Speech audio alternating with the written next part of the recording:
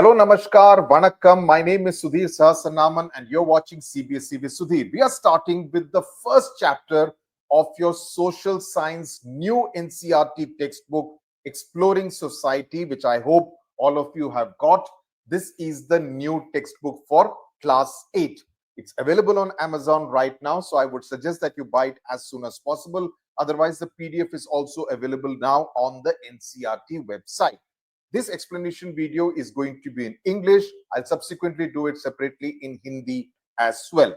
Now, what exactly is this chapter about? As the title says, it is about the natural resources and the various uses. So we would be talking about resources which are available as a result of the kindness of our nature. Some of them are renewable in the sense that you can use them over and over again, like wind energy, solar energy, tidal energy from water. All these are renewable, but there are a lot of non-renewable energy resources which are fast depleting, in the sense they're diminishing, as a result of which we need to be little more careful in the manner in which we use them. Okay, that's the broad point as far as this particular chapter is concerned. Now, the chapter begins with a particular quote written by Christina Figueres and Tom Rivet-Carnac in The Future We Choose. They said that concerned social scientists are people who talk about the science of society, of different elements that govern society in general, are clear on what we need to do. We must move towards what is called a regenerative economy. And I'm going to explain what exactly is meant by this quote.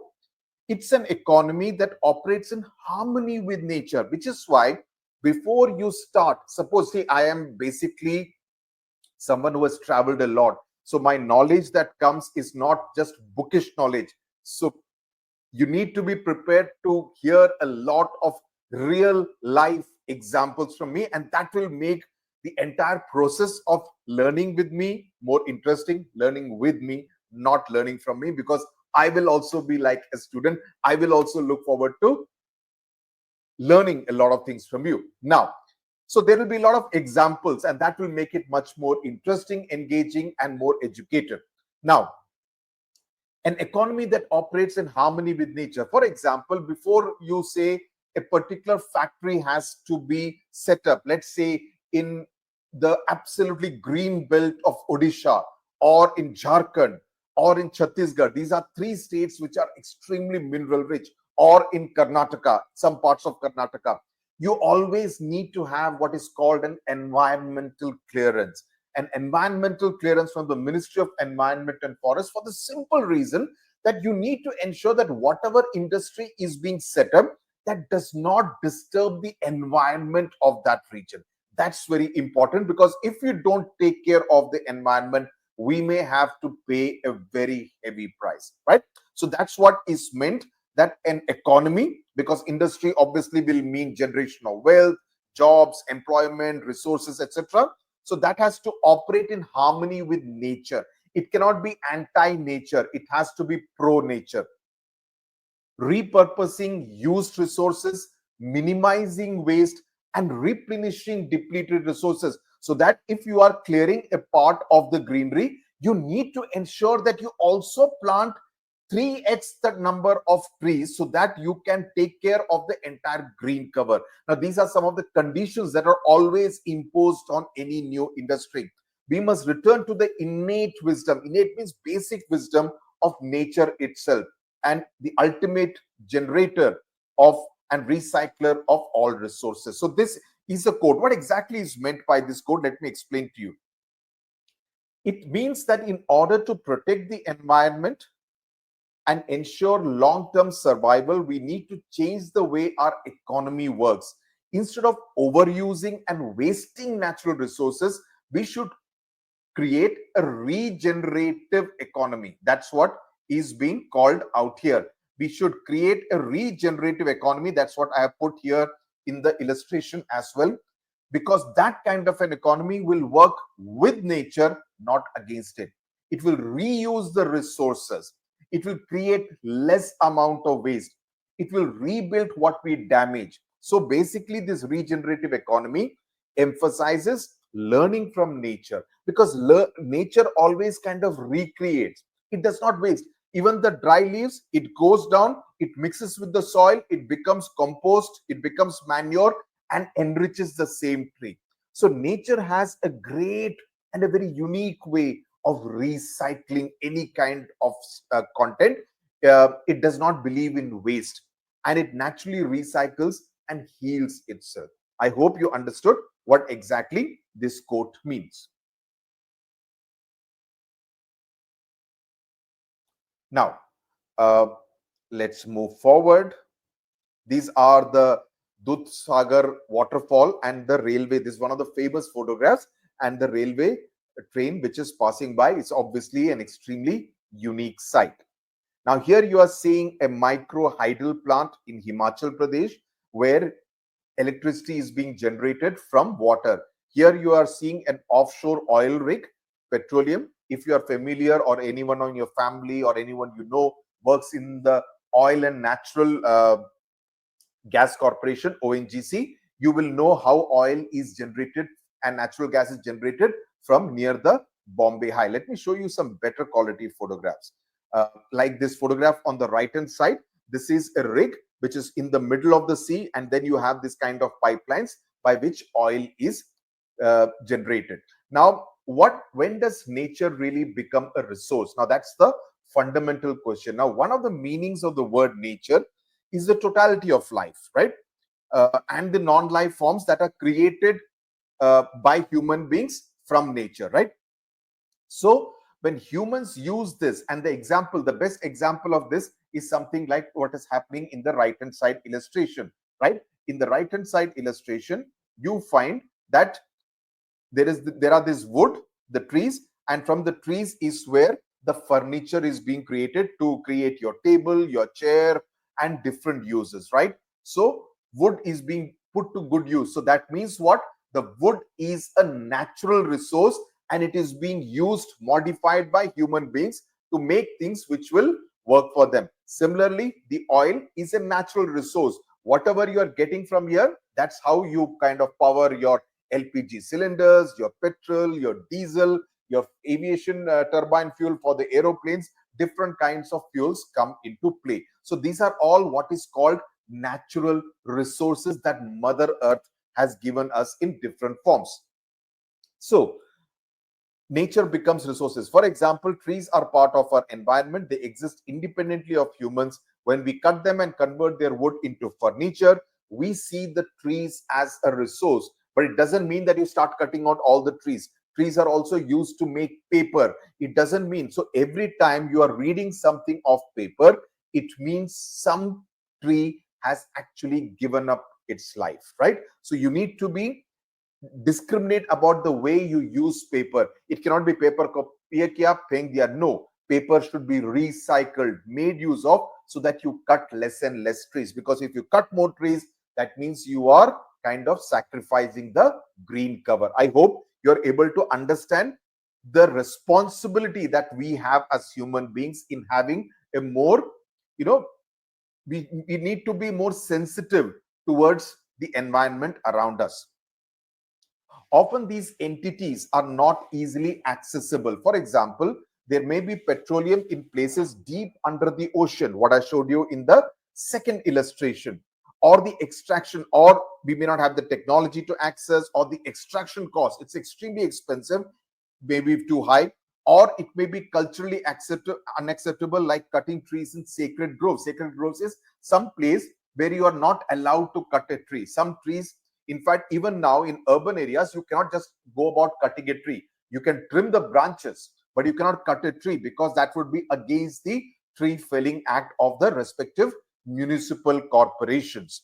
So for an entity to be called a resource, for something to be classified, labeled as a resource, it should be, number one, technologically accessible. That is, you should be able to extract the oil from under the sea, and its exploitation should be economically feasible. It's not like, you're spending 100 rupees to extract it and being able to sell it only for 25 rupees. Then it will become an economically unfeasible kind of an operation.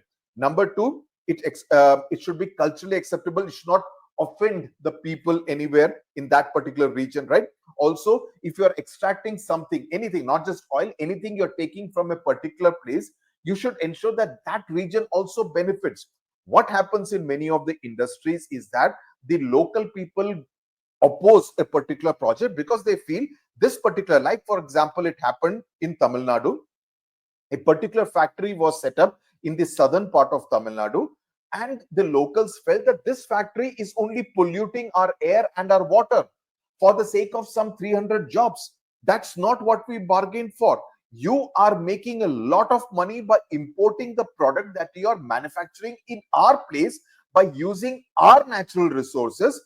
In return, by saying some 300 jobs to give some security jobs, some catering jobs, some transport job, you cannot pollute our air and our water. So, that thing has always to be there, that, it has to be an equal give and take, that, if you are taking something from a particular place, you need to give something of quality back. You cannot just go and pollute their natural resources and say, oh, we have given some jobs for security guards and some transport operators to your place. No, sorry, not acceptable. So every industry has to be extremely careful about these kind of things. Okay, and as I said, I'm going to keep giving you examples so that it becomes more clear to you.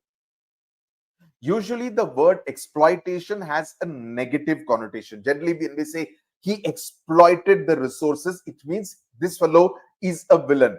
But exploit also can be used in a positive sense when you use a resource and then you use it for the good of mankind in general, right? However, you need to take care of other factors, like what I said about the local population. So since exploitation has a negative connotation, here in this textbook, they have used words like extraction, utilization, consumption of natural resources. Okay, so that's the, the what you call the semantics of it, the language part of it. Now, the earth has treasures. Many of them have formed over millions of years, like coal, petroleum, etc. That's a renewable resource which has taken millions and millions of years to get formed, right?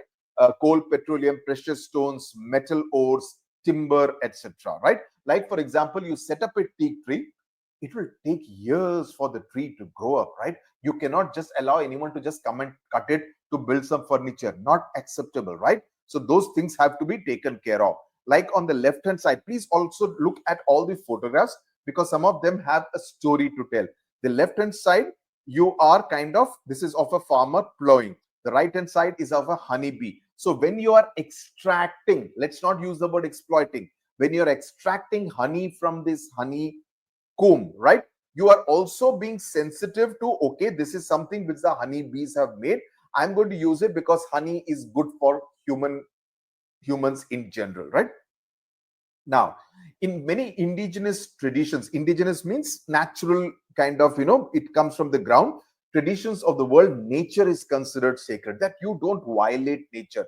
If you violate nature, if you defy nature, it will come back and take revenge on you.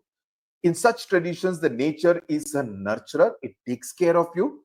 It nourishes you also. Do you know of practices that reflect this? So let me give you an answer. For example, the photograph that is there is of puja being offered to Tulsi, basil, for the well-being. You find this in many Hindu households. It will be kept at the entrance to the house. For example, let me just show you the reason for this. So what is it? Like here you are seeing in the illustration that I have put, a very religious kind of a function which seems to be in harmony with nature, which is why you have elephants, you have birds, you have deer, you have different kind of flowers, and there is some kind of a puja being done. So many indigenous traditions consider nature as very sacred and treat her as a nurturer and provider. What are the practices? That you worship a river, you worship the trees, you celebrate harvest festivals, you take only what is needed for you. You don't exploit a natural resource. You take what is needed for you and try to replenish it. You are kind of taking it. Let me plant 3 more saplings in return, right? So that's how you do this give and take relationship with Mother Nature. What are the examples? Pongal in Tamil Nadu, Bihu in Assam, Onam in Kerala. These are all festivals which are to express thanksgiving, gratitude to Mother Nature, because Mother Nature is giving us so much. It is giving us fish from the sea. It is giving us fruits from the forest. It is giving us timber from the forest, right? There is so much that Mother Nature has given. So we need to be grateful and thankful. Many tribal customs are there which say you cannot cut a tree below a particular age. You cannot hunt certain kinds of animals. For example, the Bishnoi community in Rajasthan. You remember the famous black buck case involving Salman Khan in Rajasthan, right? That was fought by the Bishnoi community against, because the actor was accused of having killed a black buck. So they kind of consider these kind of animals as sacred, who should not be hunted. So those are customs, local customs, which anyone coming from outside also needs to respect. That's very, very necessary. Now this question you can talk about, about the plastic button on your shirt. Now, what are the categories of natural resources? Now, we've already studied it in science about how different natural resources can be categorized in various ways. I mean, various categories can be made. Similarly, let's look at the resources which are there: ponds, lakes, rivers, waterfalls, etc. Can we do without them? Obviously we cannot. We need the water. Similarly, for the food we eat, we depend on various other kinds of resources. So what is the first resource? For materials, just like we just now mentioned about the wood from where the chair and the table and the different furniture items. Railways, for example, the railways, the sleepers which are made, they're all made of wood in many cases, in the second class sleeper. So you need to kind of ensure that you have the wood for those kind of things. Similarly, marble, right? Coal, gold, right? These are all natural resources. Resources for energy. Now, energy, you remember, I mean, if you this laptop be on, right? Would the mobile phones be on? Would the AC be on? Would the lights in the studio be on? No, they will not be, because you need energy to run the economy, right? Mankind, you cannot travel from place A to place B without having a vehicle. For vehicle, you need energy of some kind or the other. So electricity for the buildings, transportation, both EV as well as petrol, diesel, etc. They all come from different kinds of natural resources. That includes coal, that includes water, that includes petroleum, natural gas, sunlight, and wind energy. Sunlight as in solar energy. So you have the river water, which will lead to hydel energy. You will have the water, timber from forest, the trees which are cut above a particular age, which you will use for different kinds of purposes. So when we are talking about renewable and non-renewable resources, let me just see. So energy as a cornerstone. So when you look at this illustration, one second.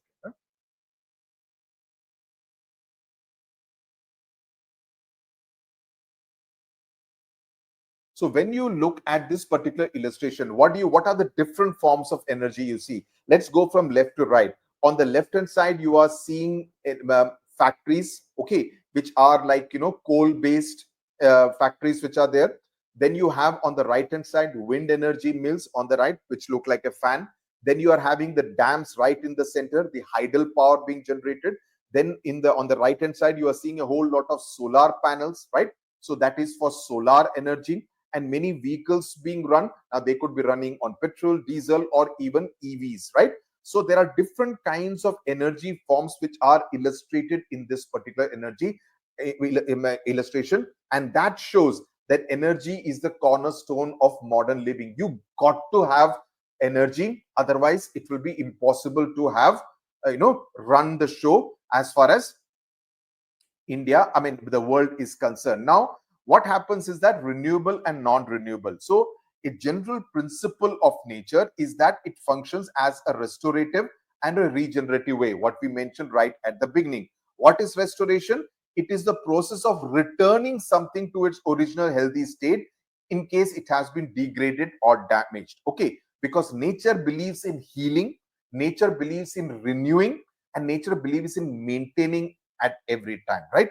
So what happens? I'll just tell you, for example, there is, for example, a tradition in Telangana that, during the monsoon or at some other time, what do you do is that you put a lot of, fishlings into the ponds, into the lakes, into the water bodies. It is a way to also regenerate the aquatic system inside the pond or the lake or the river, right? You need to keep regenerating it.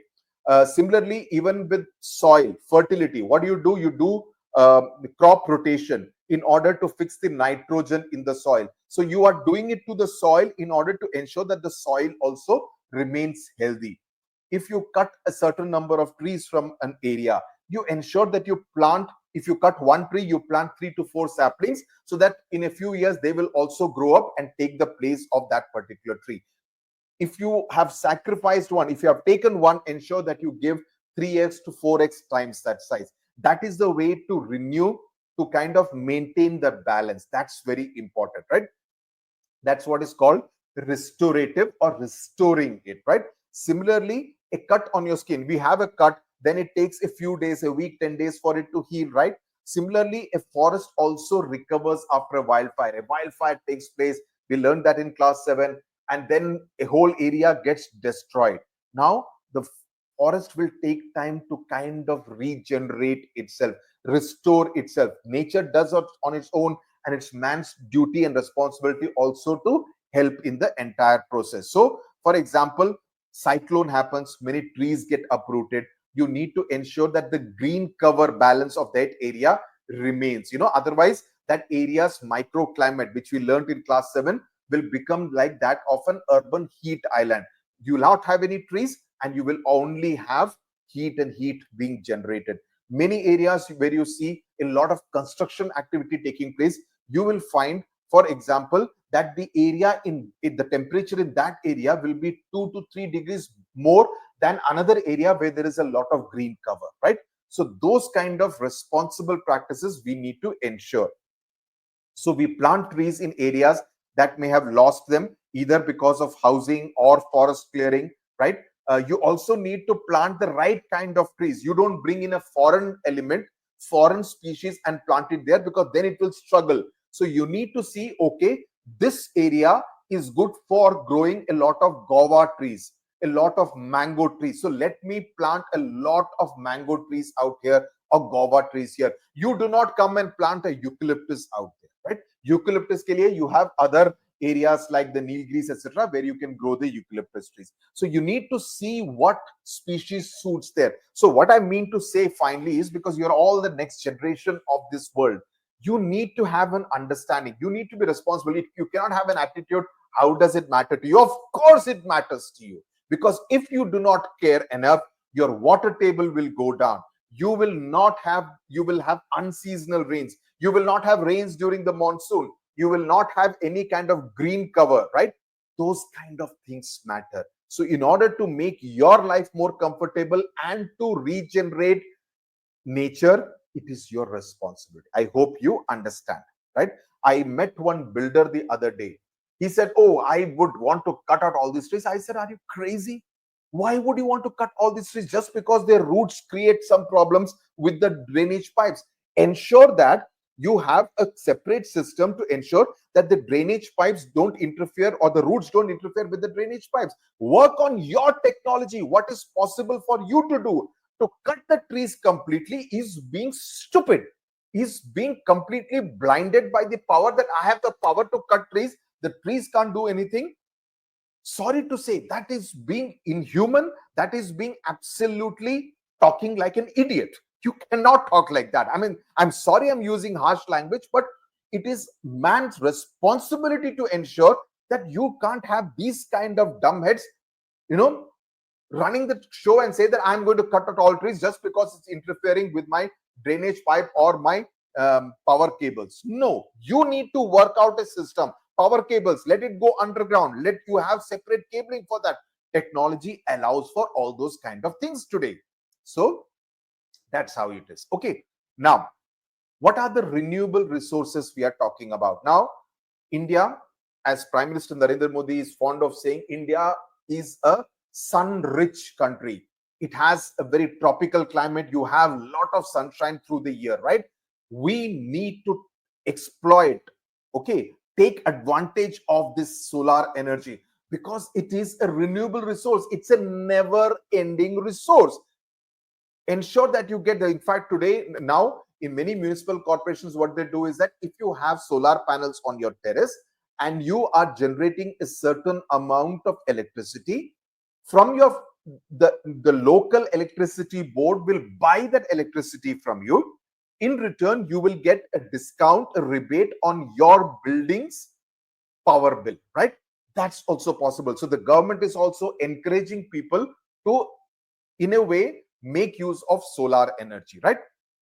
Similarly, rains are fed by, rivers are fed by rain, the melting glaciers, forests renew themselves, soil replenish itself through a very natural process. You have the composting, vermicomposting, everything, various insects, even the tiny earthworm actually helps us in the process. So solar energy, wind energy, hydel energy from water, timber from forest, they're all renewable resources, so long as we manage them in a responsible way. In a sustainable manner means we are able to sustain it for a long period of time. It's in our interest. It's in our interest to see that Mother Nature stays protected, that Mother Nature does not get angry. Haven't you seen that photograph that during a cyclone, the sea put all the garbage back on the beach? That was all the stuff that man had put inside the sea. The plastic bottles, the wrapper, the the chappals, different kinds of things, all of it thought it would put into the sea, and okay, sea does not forget, it put it all back on the beach. Now clear it, clear it, clear it. So that's what it is. If, and in fact, this is the right age for many of you to volunteer. I would strongly recommend that if there are agencies, NGOs in your city, your town, which do a cleanup drive. For example, I know in many coastal towns like Chennai, there is one which is run by one of my friends, Arun Krishnamurthy, in Chennai, which does beach cleanup on a Sunday morning. Go and take part as a volunteer. They'll give you a certificate, and it will be a great learning experience for you to kind of pick up all that and making a certain stretch of the beach in Chennai clean. If you are a student from Chennai listening to this, take part in stuff like that. His thing is called EFI. Okay, so, and the name is Arun Krishnamurthy. Do those kind of activities, it will really help. So you need to also be responsible for much of what the world would be over the next 60 to 70 years, in order to ensure that, because it's important that you are not a greedy and an irresponsible person. Now you see the left hand side photograph. The left hand side photograph, right in the center, where it is a brown kind of thing, man has cut all the trees, right? He has set up a factory there which is polluting there. Is it right, ideal? And it's quite possible that if the same greedy man continues, like the builder person I spoke about, you will find that many of these trees will also vanish over a period of time. Similarly, on the right hand side, see, many of the areas which are near the hills, the global warming is increasing, factories are being set up, as a result of which what should be on the left hand side of the left part of the right hand side image is still green. The right hand side image has started becoming brown, right? You will not have the same kind of waters melting from the glaciers. So you cannot be a greedy and an irresponsible person. It's for you. I'm telling this to you because you are responsible for how the world looks over the next 60 to 70 years, right? Now, let's go back to our textbook. Now, the natural rhythm of restoration and regeneration should not be disturbed. So, if we harvest timber, which means if we cut some trees in order to get the timber for the wood, the wood to build a furniture or something, then we obviously are depleting the forest. One tree cut means one tree less in the forest. So, we need to ensure that we replant some things, put some samplings, because fossil fuel driven industrialization, when we are exploiting the fossil fuel, the coal, the petroleum, the natural gas, right, it has led to rising temperatures, it has led to melting of glaciers, and it leads to unseasonal rains, etc., and it leads to water insecurity. That is because the Himalayas are the water tower, you get less amount of water for our rivers, right? So what this word of this person offering prayers to the sun god is called argyam, generally of water, as a mark of respect or gratitude towards the sun god. Okay. There is another example that has been given, that what I also mentioned about putting fishlings into the young fish into the river or any water body, that you kind of maintain the fish population in a particular water body. Because what happens is that when you allow commercialization, now these big trawlers, what they do is to go and catch a lot of fish. So over a period of time, the fish population in a particular water body can also come down. It is your responsibility to ensure that that does not happen. So you need to ensure that this fish population remains alive, right? So you need to ensure that that ecosystem does not get disturbed because of your greed. Okay, so that's something which you need to do. You know of any other traditional practices that help the ecosystem to stay in balance? Interesting question. I'll tell you the answer. For example, the tribals in the northeastern part of India, they practice what is called shifting cultivation, or what is called Zoom cultivation, where the land is left fallow, you don't cultivate on it, so that you allow the soil to regain its fertility in a natural way. Okay, that's what is done. Number two, what I told you, crop rotation, it helps kind of increase the nitrogen, or you grow legumes so that you increase the nitrogen level inside the soil, so that the soil is more nutritious. It also reduces pest attacks, so that you don't have to use pesticides and insecticides after that. You do water harvesting. This is so very important. Even in cities, you adopt water harvesting methods like step wells, rainwater harvesting pits, in order to recharge the groundwater. In our apartment complex, we have cleaned up the three rainwater harvesting pits, and now this monsoon we got lots of rainwater, so the water table in our area will go up. Who will it benefit? It will benefit all of us. So it is for you. Instead of the water just flowing and just becoming gutter water, you are actually increasing the water table of a particular area. You don't have to depend on water tankers. You don't have to spend that money. So it finally benefits you and the nature. Okay. Number four, what I told you about the Bishnoi community, how it supports wildlife in Rajasthan and supports the biodiversity. Then it should not be like this, what has been shown in this particular photograph, where you actually put all the waste from the industries into the lake or any other water body. That is being extremely irresponsible. You cannot afford to do anything like that. If there is industrial discharge taking place from the industry, you need to ensure that it is actually released. It is treated first. Only after it has been treated should it be released into a water body, right? Or you have a separate channel, right, where it kind of goes away and not mixed with a water body. So that's very important, which is why you have many effluent treatment plants. Effluent is the waste discharge from an industry body. So effluent treatment plant is set up in many cities to ensure that these kind of industrial waste do not mix with a water body, be it a lake, a pond, or a river. Okay.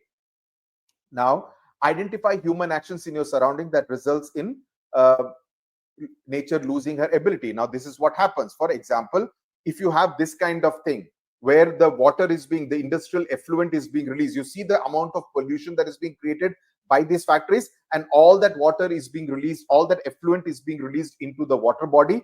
As a result, it's affecting the fish and the turtle population inside that water body. So what are the things which happen? If we use plastic excessively, we are irresponsible about the use of plastic. We don't dispose it off properly. Use ho gaya, phenk diya. No, sorry. And plastic is not renewable. It cannot be recycled. Sorry, it cannot be recycled. Okay, so you are kind of dumping it and kind of polluting the earth. Similarly, we cut too many trees without caring about afforestation. We do only deforestation, or we construct or do mining in forest areas, right, without any care for the local bird population, the local animal population, the local tribal population. And then we think, oh, look at that, a leopard has come into my town. Are leopard ke ghar mein tum ghus rahe ho, you are getting into the house of the leopard or the tiger. It will definitely come into your house, because this was his house. This was the tiger's house. You are the outsider who has encroached into that space. And then you say that, oh, I will shoot down the tiger. Vareva, that cannot be accepted, no? So you need to have the right balance. You need to respect other birds, because the problem with man is that man is an extremely greedy animal. We are also animals, right? Man is a greedy animal. So man thinks that this all earth is mine. Sorry, sir, the whole earth is not yours. You have to share it. You are a tenant on earth. You have to share Mother Earth with the birds, with the plants, with the animals, with the reptiles, with the insects, everyone. You need to be, and the rich man cannot say that it's my earth. No, the poor man has as much right over the earth as the rich man has. Please, I want all my students to be responsible citizens. Don't have that thing that I, me, myself. No, you need to have that approach that we need to be empathetic towards the other person. We need to have the right kind of attitude. That's very important. You'll all clear 8th class, 9th class, 10th. You'll become big people in this thing. But what's the point of being a big person or a powerful person if you do not use that power in a responsible way, right? So the most important thing, sorry to say once again, is that you need to be a good human being. That's what is important. And your first step can be towards Mother Nature. Okay. Let's move forward. Now, these are some important aspects which will further enlighten you, and learn this, because these kind of things can even be asked in the Olympiad. And I do hope all of you are giving the Olympiad examination. Please look at, I don't have it right away near me. Please look at the class 8 Olympiad books, and I would strongly recommend you to take the Olympiad examinations. Please do that. Look at the Oswald books workbooks. You'll find them very useful to prepare you for what kind of format Olympiad exams come. How do you make good use of that? So please do that. I'll put the link in the description box. You will find it useful. Class 3 to 8, everyone should appear for the Olympiad, right? It's very important because you raise the level. You are not just happy just learning from this book. You raise the level, you learn new things, and you get tested on that. And you can compete at a national, international level. It's so much. You need to have that courage to do that. So please, I strongly recommend parents listening to this, teachers listening to this video, please encourage your children to appear for the Olympiad. I'll put the link in the description box. You can have a look at those books. You may find it useful. I personally thought the books were of good standard. Right. Now, trees, obviously, we know that produce oxygen. We have learned that in our science books. So when these natural processes benefit humans, we call them ecosystem services. They're providing us with a service. The ecosystem around us, the trees, they're giving us oxygen. And we go and cut those trees? Sorry. No. They give us fruits to eat and we go and cut those trees? No. Not okay. I find it inhuman, even in the manner in which on the trees, there will be people who will write heart. Okay. In a heart, they will write some nonsense like that. Tarun loves Rashmi. Why do you have to write it over there? Or you will put some nail and put it over there and put something, property services done here, or we can apply for GST and passport over here and that kind of thing. Did you get only a tree to do those kind of things? Why didn't you put it on your house wall? So those are things that you need to be mindful of, because that's also a living being, right? A forest, it filters the water and provides it to the river, right? The streams that have you ever gone inside a forest and drunk the water coming from a stream? It is better than the water that you get from any of the purifier water filters that you have installed at home. It will be fresh, it will be cold, it will be cool, and it will be pure water. The stream water. I've gone to so many places that I can think of, in Uttarakhand, in Tamil Nadu, in Karnataka, in Andhra Pradesh, different waterfalls, Kerala, where you drink those streams water or the water coming from a waterfall. Tamil Nadu, of course. So when we benefit from clean water, protected farmland, and pollinated crops because of that forest, we are all receiving ecosystem services from nature. A mature tree produces this figure, please remember, 275 liters of oxygen per day. It's not a small amount. And it's giving it to you for free. Okay, a human being needs about 350 liters of oxygen every day. We are actually taking more than what a tree can produce, but approximately we are taking most of it, right? Then this is an activity that you need to do. Now let's talk about the non-renewable resources. We have spoken about the renewable resources at length. Let's now talk about the what cannot be renewed. Now these are renewable: solar, wind, water, etc. What cannot be renewed? Coal and petroleum. Now the fossil fuels, coal and petroleum, are there because they have been under the earth for millions of years and they have become coal and petroleum. We will learn about the entire process in class 10 geography, right? So India has a significant amount of coal reserves. States like Jharkhand, states like Odisha, they have significant amount of coal there, mainly Bengal also, mainly Jharkhand and Bengal, and to an extent Odisha. So we do coal mining, right? We do coal mining, Raniganj, Jharia, etc., in order to use it for our energy needs, right?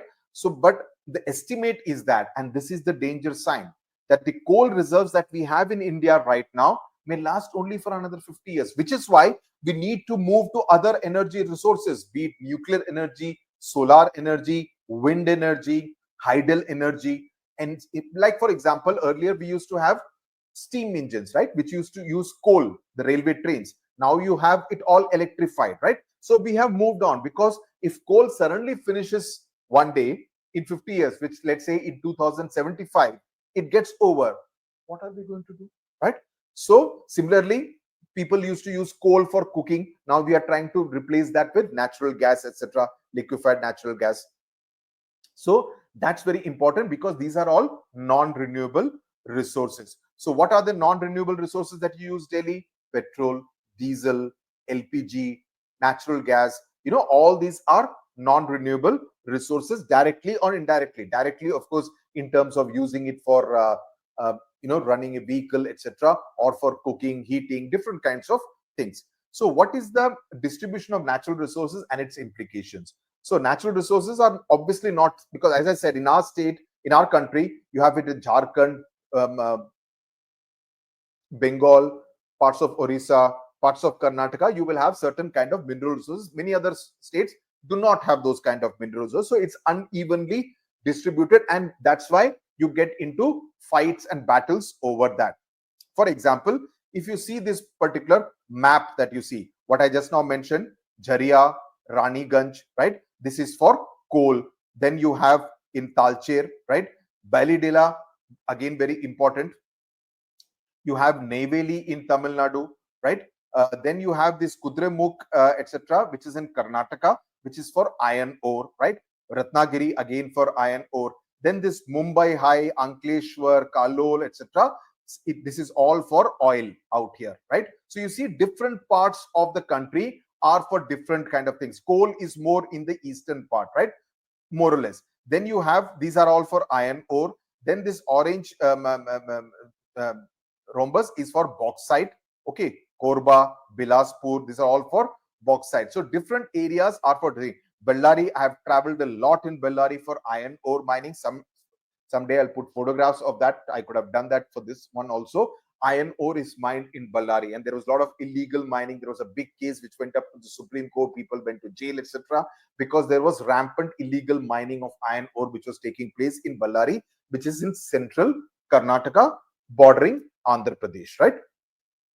Now you observe the map and you have seen that. Okay, now whenever you have a particular resource out there, for example, Ballari that I mentioned, it creates employment opportunities for those people.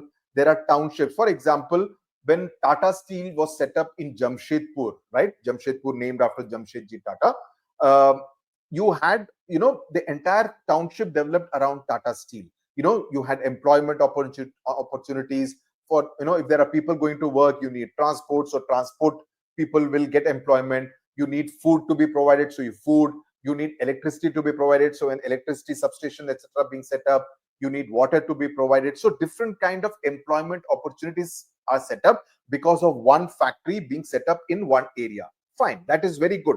Employment is provided, but you also need to take care of the environment. That was done responsibly by Tata Steel, but there are many other industries which do not do it in a responsible manner.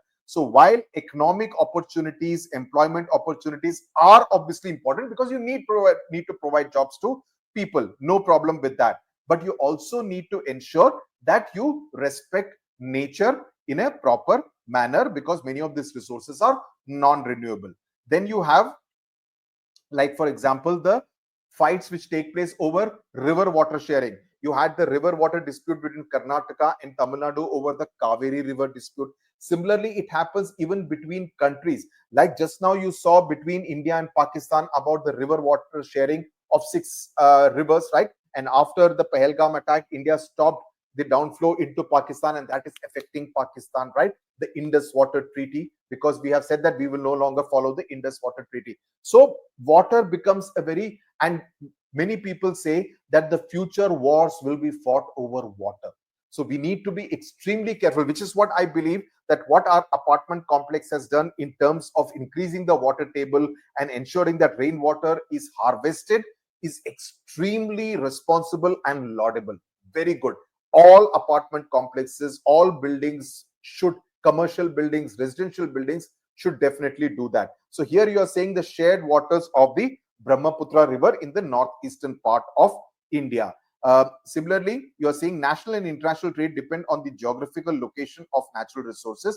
Combined with human knowledge and skills, these can create unique products like the wood steel. As we know, trade fueled the development of this thing. So since it is a mentioned out here, I thought it's my responsibility to explain what exactly is wood steel. Now, wood steel was a high quality steel made in ancient India, and it was specifically in Tamil Nadu around 300 BCE.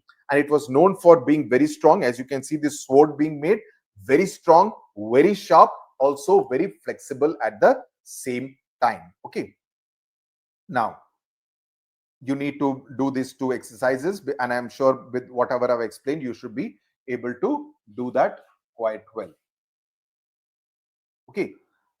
So nature, always remember, with this we will finish off the part 1 of this particular video.